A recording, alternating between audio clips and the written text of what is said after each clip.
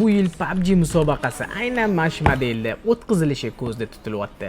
Hozir mana korobkaning ichidan konkretni zver chiqib keladi. Agar PUBGda 144 FPS ochilsa, aynan shu model birinchi bo'lib ochib beradi. Bu qaysi model? Poco F7 Pro. Poco F7 Pro PUBGchilarning orzusi.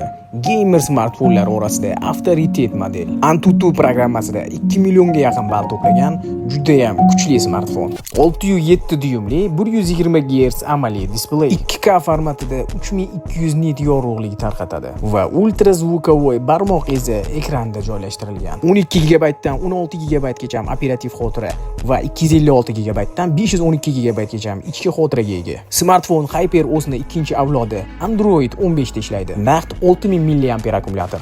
Bu degani kuni bo'yi PUBG o'ynasangiz ham zaryadkasi tugab qolmaydi. Smartfonga 8 yadrali Snapdragon 8 Gen 3 chiplari o'rnatilgan. Asosiy kamerasi 50 megapiksel, shiri kamerasi 8 megapiksel, selfie kamerasi bo'lsa 20 megapikselni tashkil etadi. IP68 standartida chang va suvdan himoyasi mavjud va Dolby Atmos dan stereo kolonka o'rnatilgan. Xullas, o'yinlarga keladigan bo'lsak, PUBGda 120 FPS, Free Fire'da ham 120 FPS bemalol ochib beradi. Telefonning narxi qiziq bo'lsa, kommentariyada PUBG so'zini yozib keting.